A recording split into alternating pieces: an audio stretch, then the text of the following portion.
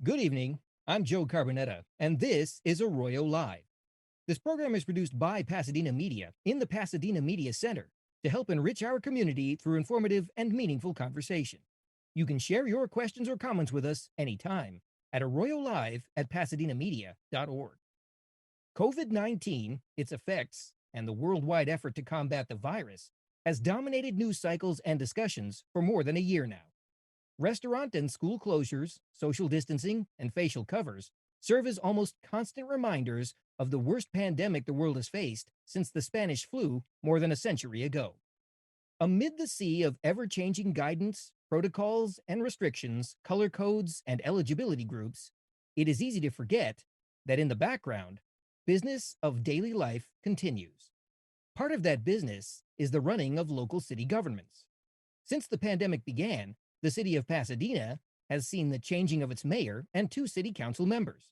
Tonight, we take some time to speak with Pasadena's two newest city council members, learn a little about them, and their vision for the city and its future.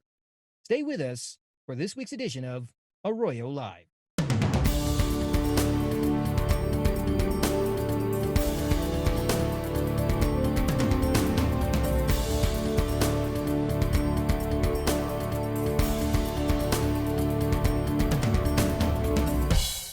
Joining me now is Jessica Rivas, Pasadena City Council member representing District 5. Jessica, how are you this evening? And thank you so much for joining us. I'm good. Thank you for having me. How are you doing?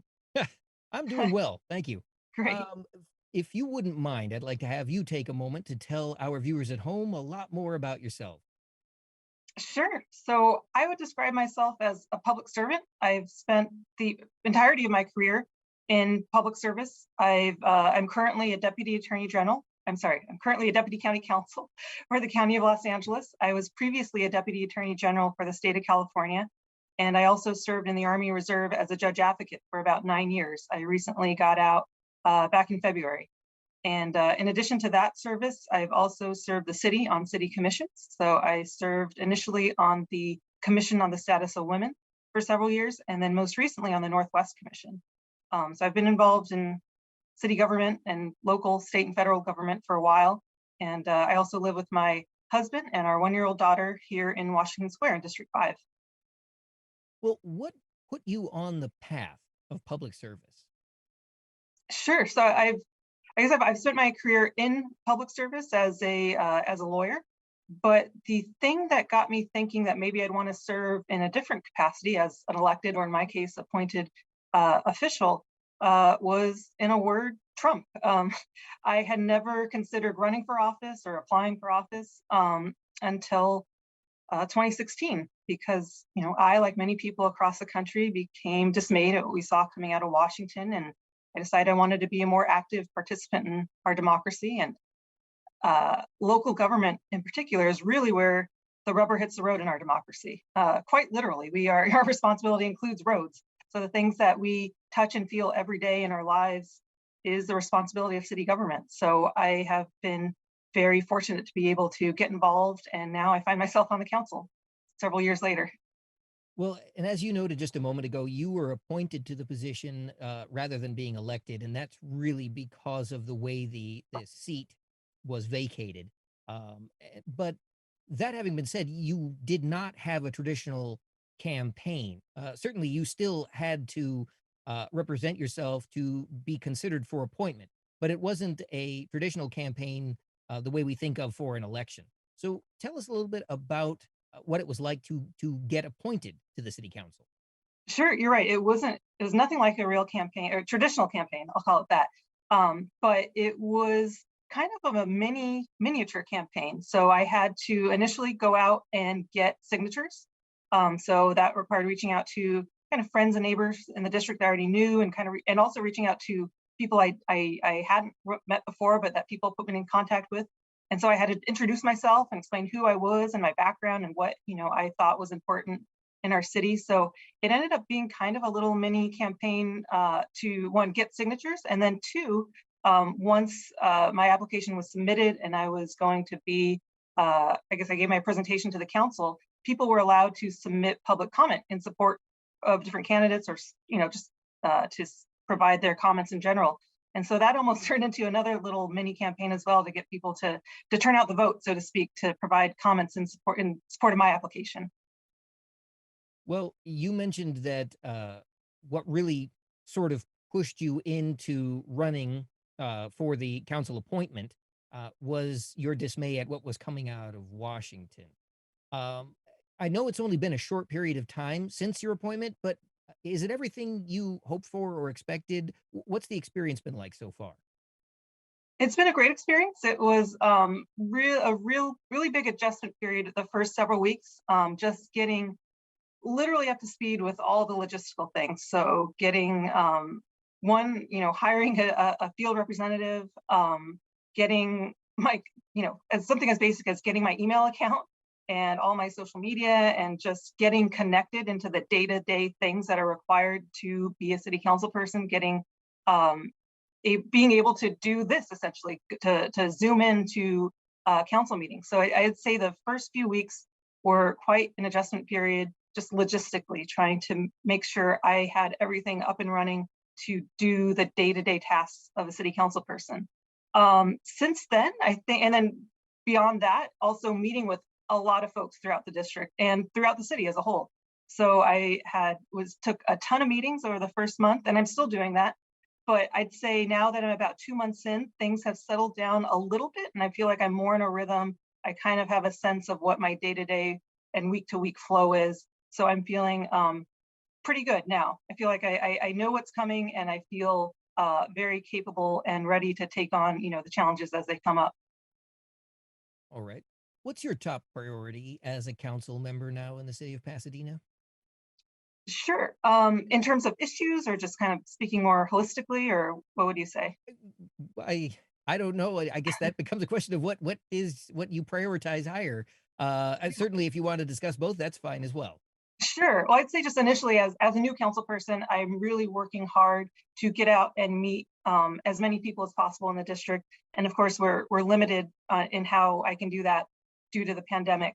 So again, I'm talking to people on the phone, setting up lots of Zoom meetings, meeting in person occasionally, where we can. So just in terms of being a new council person, that's my a big priority. In terms of issues, I think the big priorities for my district and the city as a whole are, in the short term, getting through the pandemic, and also getting through this uptick or wave of violence, whatever you want to call it, that we're seeing, that at least seems to be in part related, that those two things seem to be related. We're seeing an increase in violence, not just in Pasadena, but throughout the region and across the country, really. So I'm cautiously optimistic that as we recover from the pandemic, we will see that wave subside. Um, Beyond that, though, I think the key issue for me, and that has always been lingering there in the background and at the forefront at times, and I think it always needs to be at the forefront, are the dual issues of affordable housing and homelessness. I think it's really important that we are doing everything we can to keep folks housed in their homes who are in homes right now, and to do our best to get our unhoused neighbors back into homes and into better situations. So I really try to look at that um, in the same way that we would look at a natural disaster that left hundreds or thousands of our neighbors unhoused. I think we really should approach those issues with the same urgency. Well, as we mentioned at the top of the segment here, you are the representative for District 5. Can you give me some of your thoughts and impressions about the district? Sure. So we are smack dab right in the middle of the city. So I like to think of us as the heart of the city, not just geographically, but I think in a lot of ways we just have a good cross section of different people and groups of the city. I think we have a good mix of single family homes and apartments and condos, and a good mix of young working families and retired folks and all sorts of people from all walks of life. So I really appreciate the rich diversity of our district, and just that we represent a really good cross section of the whole city. All right. And you mentioned also at the beginning that you have previous experience basically as an attorney, that was your career up to this point. How does that help you going forward as a city council member now? Sure. I think not so much being an attorney, but specifically an attorney for other public entities or government attorney has been a huge help.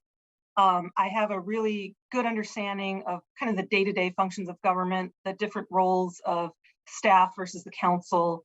I understand the broader like statutory, regulatory, political context that the city itself, that the city finds itself in.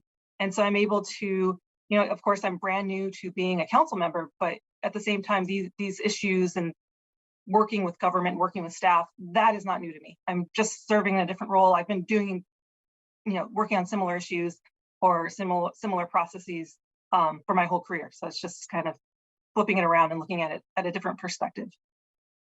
Well, earlier you also mentioned homelessness is a big issue in the city.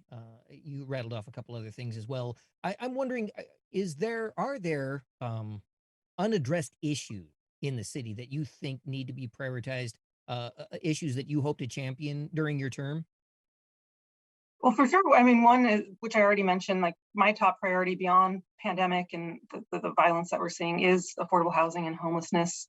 In terms of other issues beyond that, I think something unique that I bring to the council is just the perspective of a young working parent that maybe hasn't traditionally been a big part of the council, or just in general hasn't been a big part of most governing boards, for lack of a better term, or most elected officials. They tend to be a little bit older or more established in their family lives. And so I just think it's important that I will bring that perspective of someone who knows what it's like to juggle the day-to-day, working a full-time job, taking care of a baby, just understands the everyday pressures that go into that, which so many people in our city are dealing with.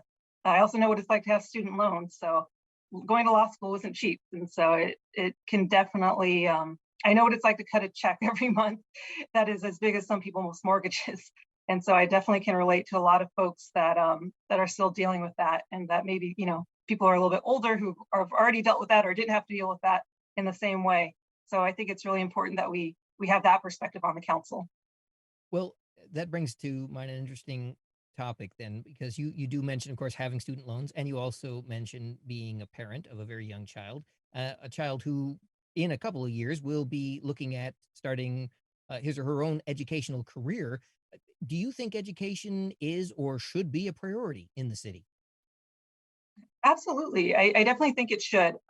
In terms of what the council can do, of course, we're a separate entity from the school district, and which is a good thing because they've got the subject matter expertise to run the school district, because I know we don't. But I think it's really important for the city to do whatever it can to work with the school district to prioritize education as you're describing. So one thing we did before my time on the council, but we all voted on, myself included as a resident, were measures I and J to increase our sales tax by a small amount, and then to give a chunk of it to the school district, which I think was really important, and I think is really helping them out, especially during these harder financial times from the pandemic. So I think it's important. We're always looking for opportunities to help out the school district where we can. Well, as perhaps the newest member of the Pasadena City Council, I'm wondering about your thoughts on the Police Oversight Committee and the work that's being done to set up that committee, and what your expectations are for it once it's established. Sure. So I'm really excited that the council last fall decided to take the step of setting up an oversight committee. I think it's important for the community to have a forum to give its input and thoughts and suggestions to improve our police department. So in terms of my thoughts on the composition of the commission, I have obviously only get one selection. I get to select a nomination for District 5, and then ultimately that will be voted on by the council. But what I was really looking for was someone who can really speak to the experiences of people in District 5 as people who have real life interactions with policing and our police department. So I think some other council members I probably shouldn't speak for them, but I got the impression that some of them were perhaps were open to folks who had law enforcement background. I was looking less for that and other people, and for people who had uh, the experience interacting with law enforcement as opposed to being in law enforcement. So I'm really excited that the commission is getting stood up. I understand that it will be making a lot of progress this month. I know actually right now as we speak, the Public Safety Commission is considering the 3 community organization spots. So as you, I'm sure are aware, there will be 8 spots appointed or nominated by each of the council members and the mayor, and then 3 will go to community organizations. And so the committee today is considering those, and we'll make a recommendation to the full council on who should fill those 3 spots. All right. Well, it's impossible to separate just about any topic of discussion from COVID, unfortunately, as it is pervasive in just about every aspect of our lives. And certainly, COVID has been paralyzing financially to businesses and individuals alike, all across the country, perhaps all across the world. And certainly, cities have not been immune to that kind of financial peril.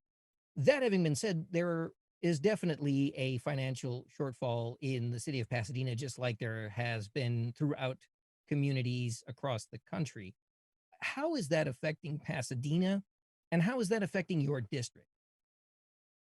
Sure. So I think thankfully going into the pandemic, we the city was on good financial footing. And so we've been essentially able to weather the storm by basically pushing off big projects until next year or later years, and reducing spending in other areas. And so we were able to basically maneuver around the shortfall that we've seen in revenue, in tax revenue, and also the big chunk of money we've expended in our COVID response.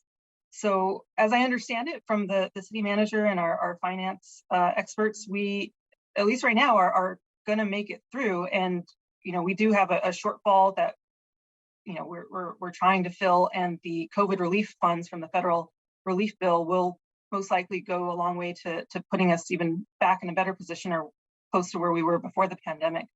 So it's my understanding that we thankfully are doing okay.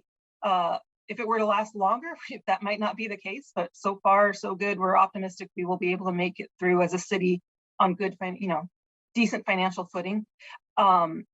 And was there one more part to your question? I was gonna say something else. Well, yeah, the second part of that was, have you felt any of that in, of Oh, that that's right. shortfall in your district, Right. in this case, So District 5? there hasn't been, as my understanding, I personally haven't seen it and I haven't heard it. And from staff or the city manager, because we have been able to kind of maneuver around this shortfall in revenue by tapping into our reserves and pushing back projects, that we haven't had a decrease in our like day-to-day functions. So thankfully, we've been able to avoid that. Well, that's good news. I'm certainly glad to hear that. I'm Yeah. sure that all of your constituents in District 5 are very happy to hear that as well. Right. Uh, it was just recently announced that we're kind of switching gears here, but it was just recently announced that public comment is finally coming back to the mostly virtual city council meetings that have been taking place since pandemic, certainly the result of the pandemic.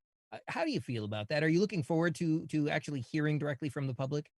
I am. I'm really excited about it. I really appreciate all the public comment that we get. And so, I'm sure people think, oh, I don't know what impact it has. It has a big impact. And we do get a lot of really thoughtful, all of it is really thoughtful analysis and opinions. So I really value it. And I think there is a qualitative difference between our city clerk reading, dozens and dozens back to back to back for however long it takes, versus hearing directly from the people in their own voices. So I am very excited that it's coming back. We actually had a little trial run of it last Wednesday in our joint meeting with with Supervisor Barger. And so we had several public comments. I think there were a few minor tech glitches that popped up. I think a couple of people, when it was their turn, they weren't on the line. I'm not sure what the detail was behind that. I'm sure we're working it out. That was part of our pilot program, essentially. So I am excited for our next meeting and for the meetings moving forward until we're back in person to have live public comment. Well, for the average citizen, the most experience that they get watching the council members in action is really going to be at the city council meetings themselves, whether that is directly in the council chambers in better times or virtually, as it's been since the COVID pandemic began. But there's certainly a whole lot more to being a city council member than the city council meetings. Um, as the newest member of the council and one that has not been on the council very long, you have the benefit of being able to look at things with a fresh pair of eyes. I'm wondering if you would take a few moments to share with everyone at home what it's like typically on a daily basis as a council member, what kinds of things that the council members do daily. Sure. So for me, I wake up and the first thing I do is I take a glance at my city email. There's usually a report from the police department about any big incidents that happened overnight. And I also see, what else um, residents or staff members have sent my way. I'll go through my day, but as you'll see, I do most of my work late at night after my daughter goes to bed. So I start getting responses early in the morning. So I start perusing, what people have written into me. And then as I mentioned, I work for the county. So once I've checked my email and gotten ready for my day, I essentially put my city phone away and I clock into work and I just work all day. During my lunch break, I do try to take calls or, again, respond to emails and work with staff and of course my district representative and do what I can do on my lunch break. And then I finish work and then I have family time. We have dinner, watch TV, relax a little bit. And then after my daughter goes to bed in the evening, it's all catching up with emails, responding to residents, getting back to folks, setting up times to talk. Usually people, want to speak to me and it's hard to do it during the week. So I'm usually setting up meetings for the weekends or during other lunch hours upcoming throughout the week. So that's pretty much what my day-to-day has looked like so far. Very, very busy is what it sounds like. Yeah, I don't know where you find time to sleep, as a matter of fact, yeah. especially with a 1-year-old running around. It's I don't know how you do it all. If I had a It, hat, I would take it off to you. yeah, it Um, was a big adjustment at first. well, People will get emails from me at like 1 in the morning and it's like, okay, I need to go to bed. I was going to say perhaps having a young child like that, you've already been prepared for the lack of sleep. But then, as a parent myself, I don't know that you can ever actually prepare for the lack of sleep. Yeah, Um, but yeah. something else that I had wanted to ask about, and that's, certainly as a council member, obviously you carry the weight of the entire city, as do all of the council members. So it isn't exclusively about the district that you represent. What's being done about the uptick in violence in the northwest quadrant of Pasadena? Sure. So I can definitely speak specifically to the area around Via Park, which is in my district. We have had increased patrols both on foot and in patrol cars. We've also had the mobile command center out there. Um, of course, the police department is actively investigating every lead for the shootings that have gone on in and around the park over the last, half a year to a year or longer. I mean, longer, but the incidents that have been very recent. They're actively investigating, of course. I've been working with the police department, with city manager, the Department of Parks and Recreation, all on Via Park issues and the residents in that area to figure out what we can do to make the park safe and an inviting place where people can go out and enjoy the park, especially. I mean, I feel like that's been really crucial over this past year where there's been so few outlets for people to go and do. I know my family feels the same way, is that we like to go on walks and go to the parks. So it's really important that we make the parks as safe as possible. So I have been, again, working closely with staff and residents to work on that and brainstorm different things we can do in addition to the increased police presence. So we're also going to look at, I know a number of residents have been interested in possibly adding speed humps to one of the streets around the park. Residents also expressed interest in establishing a neighborhood watch. So that is actually already up and running. Residents are also interested in perhaps, of course, more programming in the park to invite, more positive activity in the park, which is always, a huge part of any sort of, a huge part of, getting people back in the park is just having opportunities for people to do fun things in the park. And also, I know people were interested in, and something that has already been kind of in the pipeline is cameras in the park. So there will be cameras installed on the community center building itself. So it's just security for the building. And so that is underway. And I know many residents were excited to hear about that because they had, when all these incidences started happening, they started to propose that. So it's good. They're happy to hear is already in the works. Well, certainly the news media loves to paint everything in a more negative light. I guess that's what really, sells the news and gets ratings. But with that in mind, and it's obviously perhaps a slightly skewed impression, is Pasadena a safe city? I think it is. I think it is. But I always hesitate on kind of just painting with a broad brush and saying, of course it is. And I don't want to minimize the very acute fear that people, especially in the Via Park area, are feeling right now. So it is, but I think we are dealing with a serious uptick right now that I'm hoping will subside again as we recover from the pandemic. But I think it's important to definitely give credence to those fears and concerns and do everything we can to make the park and the neighborhood around it as safe as possible. Okay, that's certainly a fair enough answer. Well, we are coming to the close of our segment, just about out of time, but I was hoping to give you a couple minutes for any final thoughts that you might have about the city, about being on the city council, perhaps about your district. Sure. So I would just say that I am incredibly honored and humbled to serve in this position, especially when our city is facing so many challenges. I know when I was applying for the position back in, I guess, December timeframe, I would tell friends or neighbors that I was applying, and I got several people asking me, like, "Are you sure you really want to do this right now, given everything that's going on in our city and the world more broadly?" And if anything, I think those challenges just motivate me more. I feel very grateful to be able to serve right now when we are going through these challenges, and hopefully to help us see us through them and to make our city an even better city than it already is. All right. Well, Council Member Jessica Rivas, thank you so much for joining us this evening. It has definitely been a pleasure speaking with you, and we look forward to all the great work that you're going to do, and certainly to see Pasadena flourish over the next several years. Great. Thank you so much. Joining me for our discussion is Felicia Williams, Pasadena Council Member for District 2. Felicia, good evening, and thank you for joining us tonight. Thank you. It's great to be here. It is a pleasure to have you. If I could ask you to take a moment to tell our viewers at home a little bit more about yourself, I'm going to let you take it away.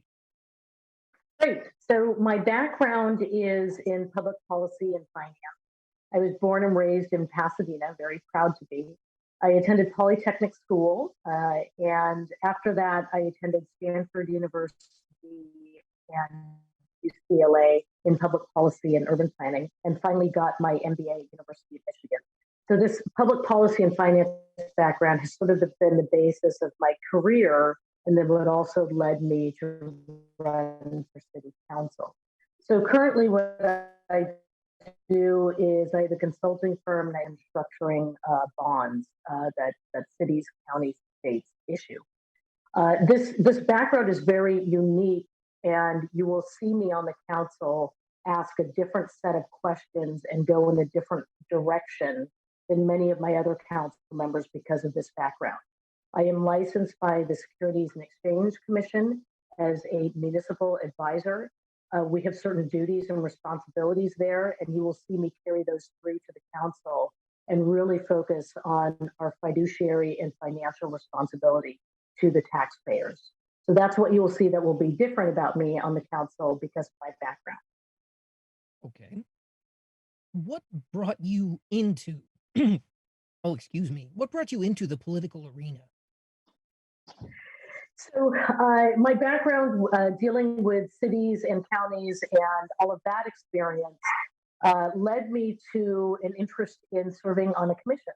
So I was appointed by Mayor Bill Bogard to the Transportation Advisory Commission. I call it the Gripey Commission because that's exactly what it is. It was one of the best food services, best dinner, but most gripe. But it was great. It was great listening to that and getting that experience and learning how the city works. And so I started there as a commissioner. And as I worked my way through from the Transportation Commission to the Environmental Commission to the Convention Center and then to the Planning Commission, people took notice of what I was doing on those commissions and my how active I was in the community. And people started to ask me to look at, or at least consider looking at the District 2 seat. So I started to do that probably about 2012. So it was sort of a combination of having the background, enjoying serving on commissions, and then people asking me to start to look at the council seat. So I had quite a bit of time to prepare, which is what I did. And what I said in my campaign is I would never come to a job interview without knowing everything about the company. So I would never ask the voters to vote for me unless I knew everything about the city. So I spent about 8 or 10 years preparing to run so that I could really get into office and work on policy immediately and not have a lot of time to catch up. Okay. You are one of the newer council members, but certainly not the newest. And in fact, I believe the newest council member was brought in by appointment, and that is due to the nature of the vacancy. It actually resulted because of Mayor Gordo's election to the mayorship. But you had to campaign for your seat. How was the campaign experience? What was that like? So one of my best friends is the former mayor of a local city, and she said to me, "One thing that you will love about campaigning is actually walking." And then I had other people who ran in Pasadena. The thing they hated the most about campaigning was walking the district. So the thing I loved was walking the district, and I walked the entire. What would you say is your top priority or number one responsibility as a council member? So as I mentioned before, I am a licensed municipal advisor with the U.S. Securities and Exchange Commission. And as such, I have a very different perspective and view about the council. As a municipal advisor, we have something called a duty of loyalty and a duty of care. And I adopt that same approach as a council member. My duty of loyalty is to the citizens of Pasadena. It's not to special group. It's not to people who paid to have me elected or people who are my friends or people who agree with me. It is to everyone in Pasadena. I have an obligation to represent everyone. The duty of care is to be informed and thoughtful in your decisions. So I will always make an informed decision by doing my research, by reading the documents, by going and interviewing people. I actually go into stores and interview people. I go and talk to people. I go and look at the site before I do an approval on the city council. That is my obligation to make an informed decision for the people of Pasadena. So I do have a very different view of that. I also understand very, very clearly that the city council is nonpartisan. And so we are there to represent everybody. That is really a true democracy, is to represent everybody. I will listen to all different points of view. If I'm missing a point of view, I will go and seek it out because I have very good relationships in the city that I can go and talk to the realtors. I can talk to the Chamber of Commerce. I can talk to the tenants union. I know how to access all of these groups if I'm missing pieces of information that wouldn't allow me to make an informed decision. So the number one responsibility of a council member is to ensure the fiscal stability of the city to provide municipal services to its residents and to use that taxpayer money in a wise and prudent way to mostly focus on providing services. Some people want to get distracted with national issues or state issues. We, as a city in the state constitution, we are here to deal with municipal affairs. Municipal affairs are nonpartisan, and that is really the commitment that I've made to really focus on the services to the citizens and not get distracted with many of the things that are happening nationally, which are very important, but I get involved with those national. And I focus on municipal services and affairs here at the. Well, Certainly, COVID has affected just about every aspect of life in just about every way. And certainly, the way the city council does business is among the things that have been affected. So, what has it been like your first 6 months on the council? I think one of the most difficult things is not being able to meet with people. It's hard to make decisions for people you haven't talked to. And we get letters at city council, we get input at city council, but that's usually from the people who are highly engaged and are paying a lot of attention. What we don't get is people who come home and spend time with their families and want to put dinner on the table because they don't necessarily have time to get involved with the city. And not being able to go out to them and outreach to them and have meetings, I think is the most difficult part because we can't hear from them. So we have to do that in other ways. Since I've been on the council, so I've only been here actually 5 months, and I have had, we're having our, I think, third neighborhood meeting, and we had one town hall meeting. If you think about that, that's probably one meeting a month, and that has been the way that I have been going out to the constituents. When we get a request for service into our office, and I see that there's a certain issue that people are concerned with, I go ahead and schedule a neighborhood meeting that we can talk about that issue and try to find some resolution to that. So I'd say the tough thing is not being able to hear from the public and interact with the public, and also not going to the fun events so you can actually kind of celebrate with the public. My fun event next Tuesday, put it on your calendar. I'm going to volunteer at the COVID vaccine lineup, and that to me is going to be the fun part, where I can actually see the citizens, see them get excited about getting healthy and getting the vaccine and getting us back open. And so that's sort of like what we can do in terms of events nowadays. But the great thing has really been working with city staff to just address a lot of the neighborhood issues. That has probably been the best. One guy emailed and said, this is the fastest I have ever seen a mattress removed from the parkway whenever I've called. So it's things like that that you have to really be focused on. We have a great District 2 liaison, which is Darla Dyson. She cares about these issues just as much as I do. If somebody complains about a street light, she and I go walk over and actually look at it. Saturday, we're going to go look at some filming locations in our district that have people have expressed concern about, and we're going to walk down there. So that's kind of been the best part. But it's been a mixed bag. But overall, I'd say it's really exhilarating. It's a different thing every day. It's challenging intellectually. It's challenging physically because now we have to sort of go out and look at these things without being able to interact. But it's been very exciting. Well, as we mentioned at the top, you are the council member representing District 2. What do you like most about your district? What I love about District 2, which is why I moved here, is the neighborhood. And I really feel that it is a community. I know all of my neighbors. I was the appointed head of my neighborhood watch. I can't say that I applied for it. I sort of adopted it. But I know every single neighbor on my street. And we know when each other goes on vacation. We know who's supposed to be there, who isn't, because that's actually how you make a neighborhood safe, is by knowing each other. So we have a lot of neighborhoods in District 2 that are very close knit, that know each other. When I was walking the district, I would go to one street and they would say, "Oh, you know what? You should talk to him because he's involved in this, and then talk to this woman because she did this."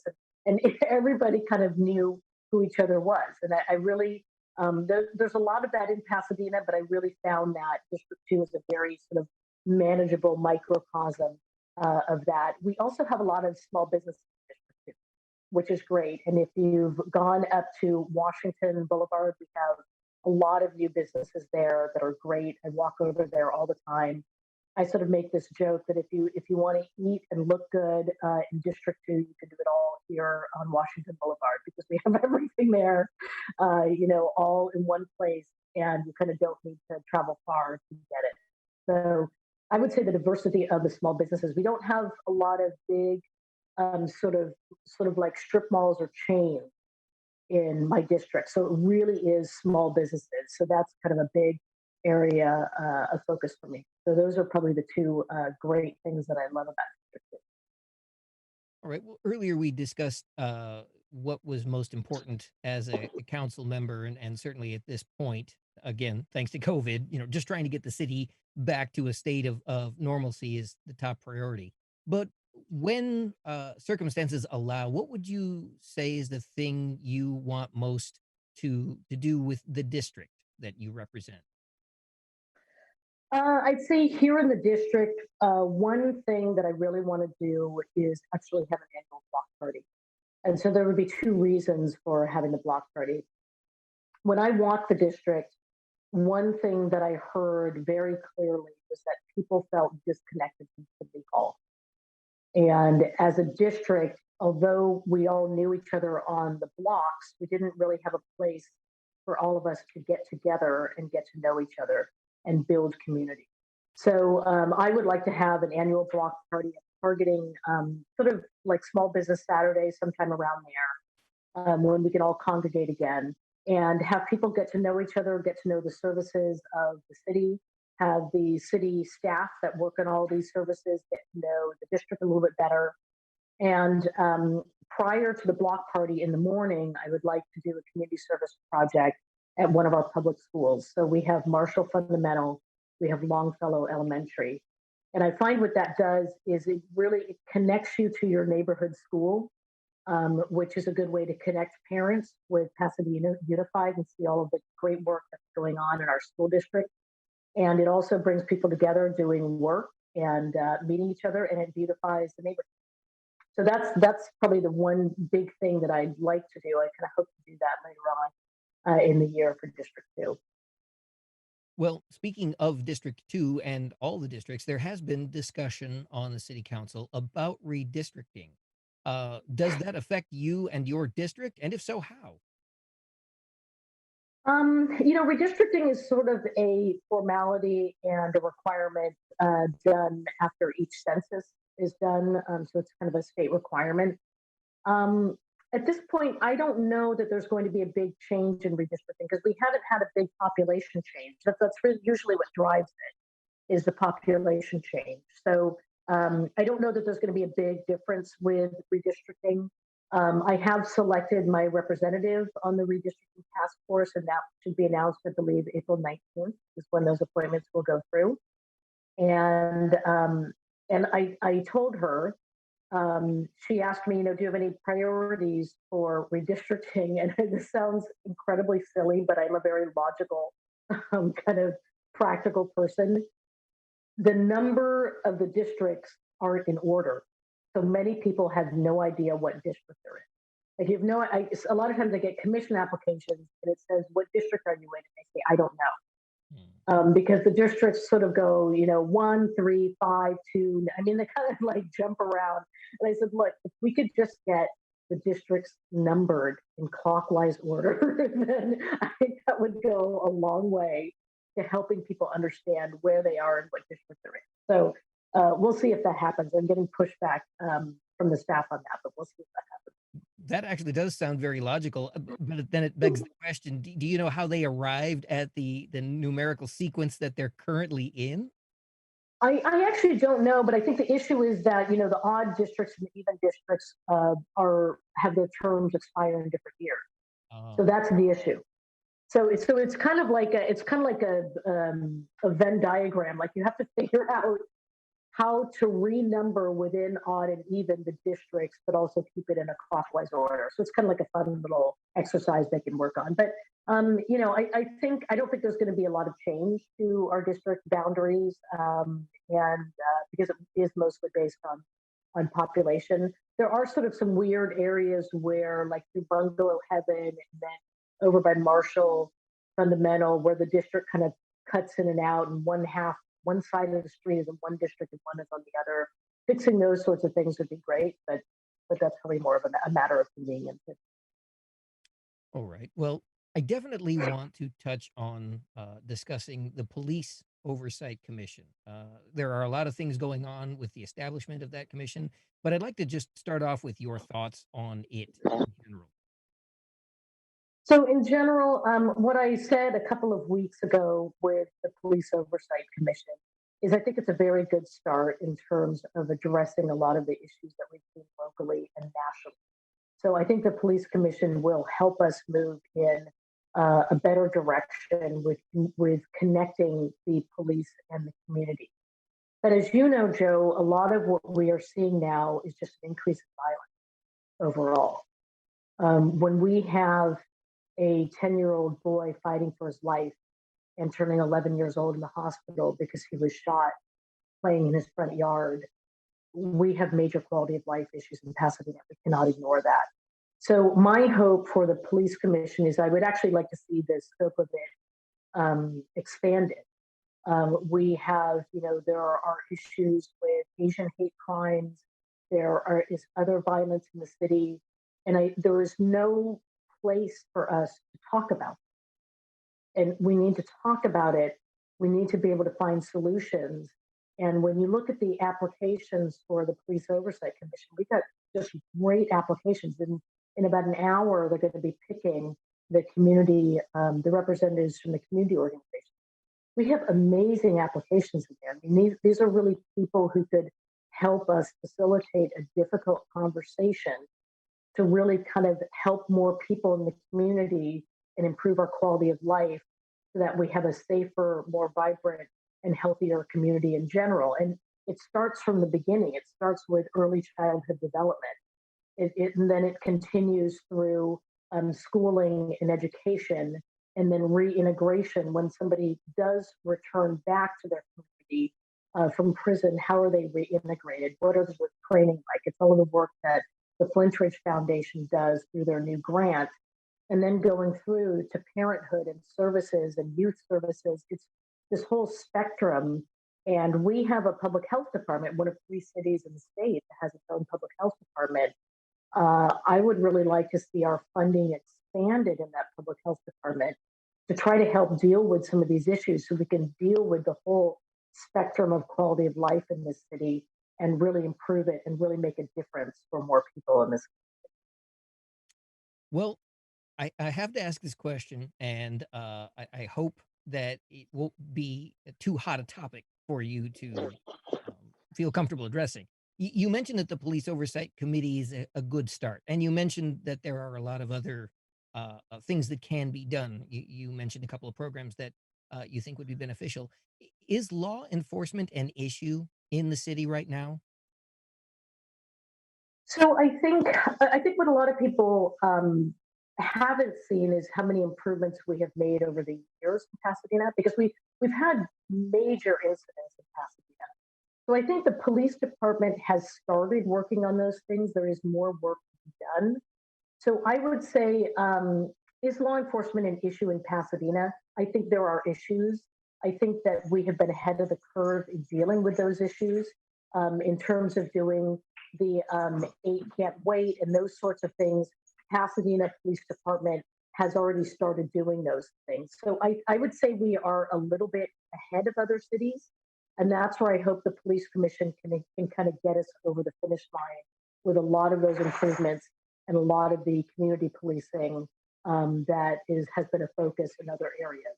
So there are some cities who are looking at police commissions, but haven't done as much work as we have. And so I think we need to give credit for the work that has been done, but also know that we still have a long road ahead of us to improve that. Okay, that's certainly a fair enough answer. We'll look forward to seeing that as it happens over the coming years. Um, Changing topics ever so slightly, certainly as a government official, you can be seen as a role model on so many different levels. But starting as just being a woman, and so I'm wondering what you would like to do to try and encourage more women, more young women, to become involved in the community and in the government. So one of my favorite things that I have been doing, I've had about 3 meetings, and then I'm going to have another one on Friday. So I've had meetings with Girl Scouts, and some of them have been doing their projects on public service and politics, and so they've asked me to come and speak to them. about how to encourage more women in what I call public service as opposed to politics.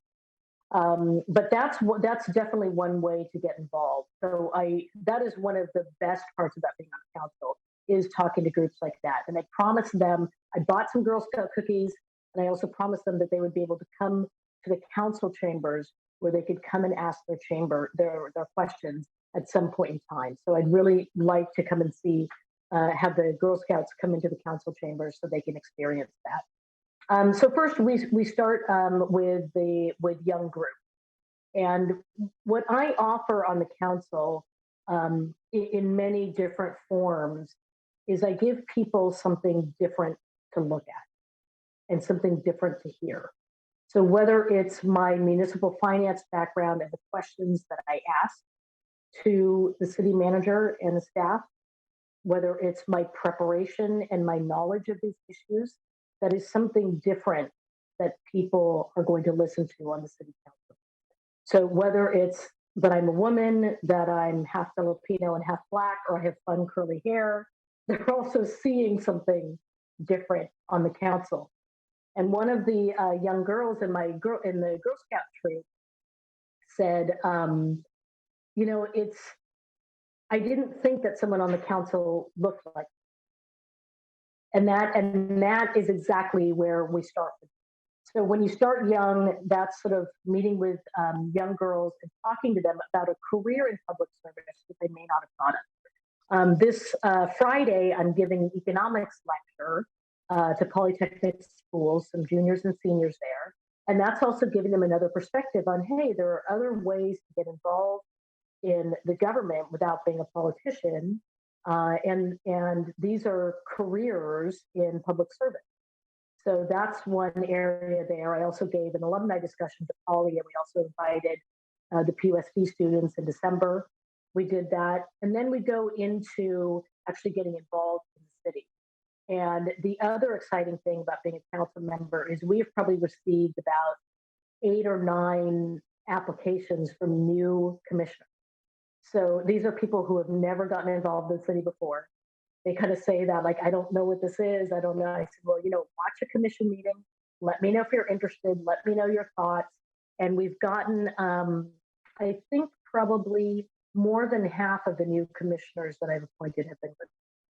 So it's really exciting to see young women and people who are new to the city and people who want to get involved. So that's another place to get that done. Well, I know we are just about out of time here, but I have one final question. In speaking just now, you drew a clear distinction between what you termed politics and public service, and I was hoping you might take a moment to explain that a little bit more in detail as the final question. Okay, and my dog is going to join us here. So, so politics is really, I think, what a lot of people are seeing now. And politics is partisan, and it's taking sides, and it is being in a position of advocating as opposed to being in a position of really compromising. And so I think that's I think what people have gotten used to is politics. And someone was actually sort of talking to me about this the other day, and I made it very clear I did not run for office to be a politician. A public servant is actually someone who does the work and actually makes decisions that are best for the public based on a whole suite of information that they have received from the public. So that to me is the difference between a public servant and a politician. I believe that politicians pander to one group or another. And I think that's how we've ended up with a lot of our policies. A public servant really does what is best based on a balance and a compromise of what the various groups want. And that's really what we need right now. With issues like homelessness, new development, even COVID reopening, we have a lot of different opinions. And we really have to sort out those opinions. And that's what a public servant does. It's a lot harder to do that. It is very difficult work. And I think that's sometimes why people tend to follow the other path of sort of appeasing one group as opposed to listening to everybody else. But with my experience in finance and public policy, I think I have a unique ability to be able to find those compromises and to be able to find those solutions that are best for most people, not everyone, but they will be best for most people and best for the city. Well, Councilmember Felicia Williams, thank you so much for joining us this evening. It has been a true pleasure speaking with you, and we look forward to all of the wonderful things to come and all of your great work. Thank you again tonight. Okay. Thank you, and take care. And one day we will meet for coffee. We'll continue our conversation. I will look forward to that. Thank you. To our viewers at home, if there are topics that you would like to see addressed in our program, you can email them to us at arroyolive@pasadenamedia.org, and we may include them in a future broadcast. Until next time, this has been Arroyo Live. I'm Joe Carbonetta. Thank you for watching, and good night.